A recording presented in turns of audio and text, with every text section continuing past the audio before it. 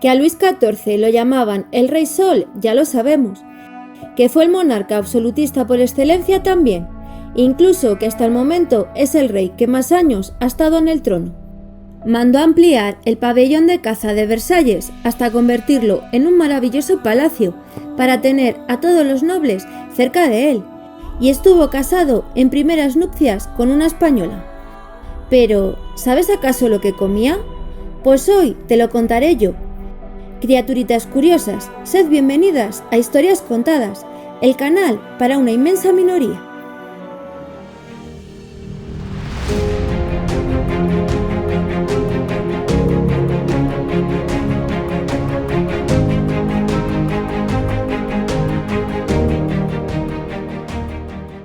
Durante toda la vida de Luis XIV, la manera de cocinar en Francia evolucionó, y en el siglo XVII se puso a la cabeza de la gastronomía mundial, protagonizando importantes cambios gastronómicos. El país empezó a ganar fama de tener una cocina no solo sabrosa, sino también exquisita, y la gastronomía francesa vivió su máximo esplendor. El buen gusto en materia de comida se extendió rápidamente, y todo lo que se hacía en la corte de Luis XIV rápidamente se copiaba en el resto de monarquías europeas. El Rey Sol fue el gran influencer de la época, incluso culinariamente. Además, era un rey glotón al que había que proporcionar lo mejor y que encima tenía unos horarios muy peculiares para alimentarse. Fijaros lo glotón que fue, que dicen que cuando murió su estómago tenía el doble del tamaño de uno normal. ¿Acaso le harían una autopsia para comprobarlo? La verdad es que lo dudo. Luis XIV fue un monarca meticuloso, con un estricto horario de actividades diarias, y para la comida ocurría lo mismo.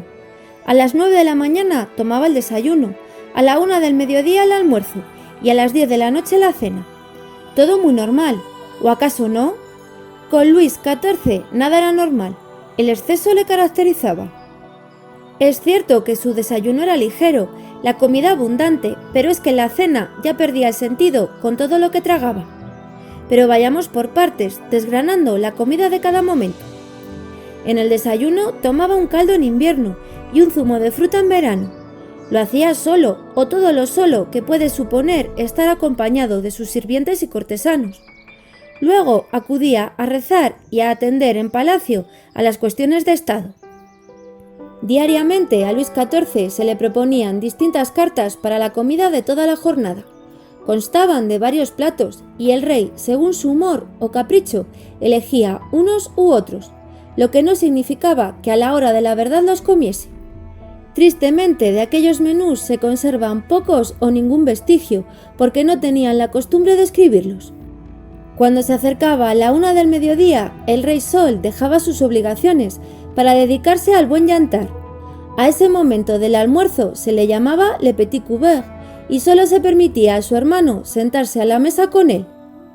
En palacio no existía una habitación dedicada exclusivamente a comedor y se comía en la misma habitación del rey o en una antesala. En aquellas estancias se construía el comedor diariamente, armando la mesa con tablas y caballetes, sillas y todo lo que fuese necesario. Durante le petit couvert, Luis XIV llegaba a su habitación, se sentaba frente a los grandes ventanales y esperaba a que le trajesen la mesa y la comida. Mientras tanto, sus hijos y el resto de los cortesanos se quedaban de pie observando. Solo las damas privilegiadas tenían derecho a sentarse en unos taburetes plegables. Ver comer al soberano era un espectáculo más de la corte. Para atender las necesidades culinarias del palacio, se necesitaba toda una legión de sirvientes que preparaban y servían los platos. En 1712, 324 personas trabajaban en las cocinas, creando exquisiteces que en muchas ocasiones llegaban frías al comedor real, después de pasar por los interminables pasillos de palacio. Sopas, carnes, ensaladas, frutas y dulces eran servidos con un estricto protocolo. Se necesitaba un cortejo de hasta 15 personas para llevar los alimentos a la mesa. 2 guardias iban primero, y tras ellos el ujier del salón, el maître d'hôtel con su bastón, el panadero, el inspector general, los sirvientes con la comida, el maestro de cocina y el guardavajilla. Detrás de todos, otros 2 guardias, porque había que evitar el envenenamiento. Nunca se perdía de vista la comida del rey. Y ese grupo diariamente realizaba la misma función, pasando por las distintas estancias del Palacio de Versalles. Si algún cortesano se cruzaba con ellos, saludaba al cortejo con un «Ahí va la comida del rey», y a la vez se inclinaba en señal de respeto. Y es que cada encuentro, incluso durante la comida, estaba sujeto a códigos de protocolo. Luis XIV heredó de su padre algunos de ellos y los hizo respetar por todo su séquito. Otros se crearon en torno a su figura y se cumplieron durante décadas. Así que el acto de saludar a la comida nos puede parecer ridículo, pero era de obligatorio cumplimiento. La suntuosa comida llegaba a la mesa con una puesta en escena teatral para glorificación del soberano, y a Luis XIV le encantaba tanto peloteo. Para comer no empleaba cubiertos, comía con las manos, pese a que en el siglo XVII el uso de los mismos comenzaba a ser popular. Sin embargo, al parecer prohibió a sus hijos emplear tenedores, aunque sí podían usar, tanto ellos como los cortesanos, cucharas y cuchillos, siempre que estos últimos tuviesen el borde redondeado y poco o nada de filo. Su uso como arma le daba miedo. Tenía demasiado poder para bajar la guardia. Las copas y la bebida no se colocaban en la mesa. Luego os contaré cómo se servían el agua y el vino. Y evidentemente la vajilla mínimamente debía ser de oro o de plata. Además, tras cada servicio, un criado acercaba a Luis XIV una toalla mojada con la que poder limpiarse las manos. Lo que no sé es cómo no se le ocurrió que hasta le diesen de comer para no manchárselas. ¿Será que no le apeteció?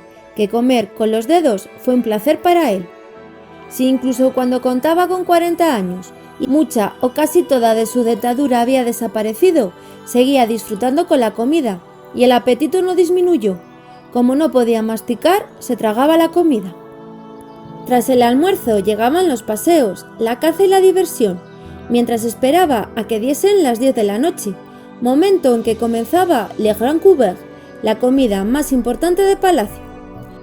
A esa hora, en cualquiera de nuestras casas, la cena sería ligerita. Para Luis XIV era el momento de los excesos, acompañado de los demás miembros de la familia real y de los cortesanos o invitados más selectos. Una vez más, el resto de la corte se quedaba de pie mirando, y de pie significaba que podían estar hasta 45 minutos, que era más o menos lo que duraba la cena.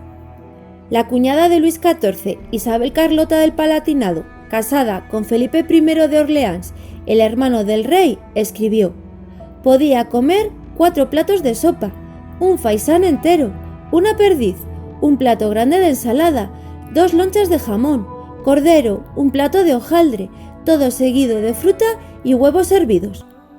No me extraña que se le llame el rey glotón. Pero ojo, que mirad cómo estaba su cuñada en 1713. Lo de comer con ganas les gustaba a los dos. La cena constaba de 14 platos de entrantes, 4 asados más sus respectivas ensaladas y 6 postres. Casi nada. Luis XIV no se privaba de lo que le apetecía y disfrutó con deleite de los avances culinarios de la época. Los platos se condimentaban con tomillo, laurel, estragón o cebolleta, lo cual mejoraba su sabor. Se inventó le rouge, o lo que es lo mismo, la base de la bechamel, hecho con mantequilla y harina, lo que servía para espesar las salsas o caldos. Los caldos preferidos de Luis XIV estaban preparados con carne, y el más famoso fue el coulis universal, enriquecido con harina de trigo o de almendras, setas y carne molida. Disfrutó de las compotas, jaleas y mermeladas, y algo que le vino fenomenal fueron las mousses para comer sin masticar. El té, el café y el chocolate no faltaban en su mesa, pues era de elegantes y ricos. Tampoco recetas hechas con masa de hojaldre.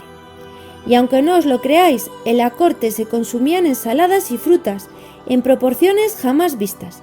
Hasta había un huerto en palacio, donde los jardineros tenían cultivos frutales, espárragos, guisantes o alcachofas, entre otras verduras.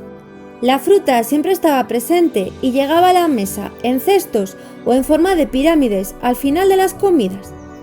Platos y más platos salían de las cocinas, sin preocuparse de que mientras tanto el pueblo, acosado por impuestos, tuviese escasez. La bebida también era importante.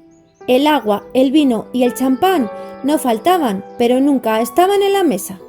Si el rey quería beber, hacía una señal y el oficial sommelier gritaba: «¡Bebida para el rey!». Y tras una reverencia se acercaba a la mesa donde se encontraba el sommelier jefe. Este le daba un plato de oro con una copa tapada y 2 jarras de cristal llenas, una de vino y otra de agua, pues Luis XIV lo mezclaba. El oficial sommelier volvía a la mesa, hacía una nueva reverencia, descubría la copa y dejaba las jarras. El rey se servía, mientras otra vez el oficial sommelier volvía hacia el sommelier jefe para devolver el plato. 8 minutos se necesitaban para servir bebida a Luis XIV. Él era quien mandaba, y cuando terminaba la cena, los sirvientes recogían todos los platos, independientemente de si los demás habían terminado o no sus comidas. Luis XIV se levantaba y todos iban detrás. Fin de la cena. Pero, ¿y los demás que habían estado mirando no cenaban? Sí lo hacían, después, y su comida era más bien una cena fría, aunque antes de Le Grand Couvert, en las fiestas de los apartamentos, ya habían picoteado las viandas que les servían. Eran las normas del Rey Sol y se cumplían a rajatabla, para no perder su favor y ser expulsados de palacio. ¿Y el estrés de los cocineros cuál sería? Seguramente tremendo, como el de François Vatel, un cocinero y maestro de ceremonias, que nunca trabajó en el Palacio de Versalles, pero que sí tuvo que agasajar en 2 ocasiones a Luis XIV. Durante la segunda ocasión se suicidó. Pero esa es una historia que te la contaré en otra ocasión. El próximo día llegará otro vídeo con más y mejor. ¡Hasta pronto!